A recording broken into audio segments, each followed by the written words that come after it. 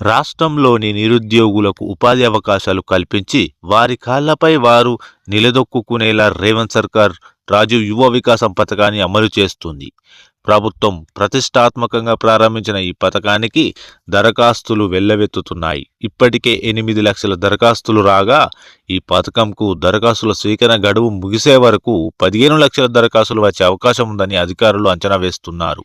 రాజీవ్ యువ వికాసం పథకం కింద ఈ ఏడాదికి SC, ST, BC, minority, EBC వర్గాల్లోని 5 లక్షల మందికి యూనిట్లు మంజూరు చేయాలని ప్రభుత్వం లక్ష్యంగా పెట్టుకుంది. అర్హులను ఎంపిక చేసి వారికి రాయితీ రుణాలను ప్రభుత్వం బ్యాంకుల ద్వారా ఇప్పిస్తుంది. అర్హులకు ఇచ్చే రుణాలకు ప్రభుత్వమే పూచీకత్తు ఇస్తుందని ఇప్పటికే రాష్ట్ర స్థాయి బ్యాంకర్ల సమావేశంలో CM Revanth Reddy, deputy CM బట్టి విక్రమార్క పేర్కొన్నారు. రాజీవ్ యువ వికాసం పథకం కింద అర్హులు ఏ యూనిట్ నైనా ఎంపిక చేసుకోవచ్చు. అయితే సంబంధిత రంగాల్లో అప్పటికే అనుభవం ఉన్న వారికి, నైపుణ్యం కలిగిన వారికి ఎంపికలో ప్రాధాన్యం ఉంటుంది. ఈ పథకంకు దరఖాస్తు చేసుకోవాలంటే ఎలాంటి విద్యార్హత అవసరం లేదు.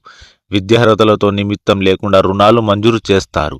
ఈ పథకం అప్లై చేసుకునేవారు రేషన్ కార్డు ఉంటే ఆదాయ ధృవీకరణ పత్రం జత చేయాల్సిన అవసరం లేదని అధికారులు చెప్పారు. గ్రామీణ ప్రాంతాల్లో ఏడాదికి 1.5 లక్షల, పట్టణ ప్రాంతాల్లో ఏడాదికి 2 లక్షల లోపు కుటుంబ ఆదాయం ఉన్నవారు ఈ పథకానికి అర్హులు.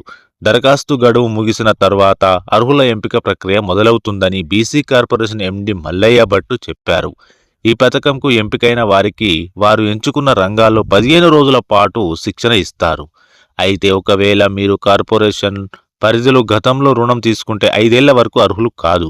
5 ఏళ్లకు ముందు తీసుకున్న వారైతే దరఖాస్తు చేసుకోవచ్చు. బ్యాంకులో రైతుల రుణం తీసుకున్న దానికి ఈ పథకానికి ఎలాంటి సంబంధం లేదని మల్లయ్య భట్టు తెలిపారు.